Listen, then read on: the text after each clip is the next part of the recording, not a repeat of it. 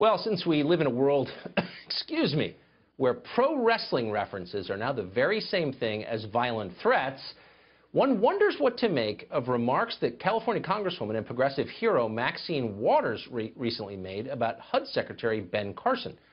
During a speech on Saturday in New Orleans, Waters said that when Carson appears before her congressional committee, quote, "I'm going to take his ass apart," excuse me.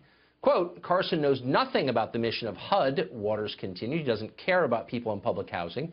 He believes that if you are poor, it is your fault, and he doesn't know the difference between an immigrant and a slave," whatever that means. Now, we've mocked Maxine Waters before on this show, but we should take her seriously on this subject. Congresswoman Waters is a confirmed expert on the question of housing, especially her own housing. Consider where she lives.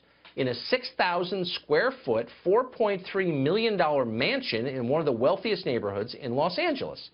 Now, how'd she afford a place like that after having spent the last 40 years working in government? We'd hate to speculate.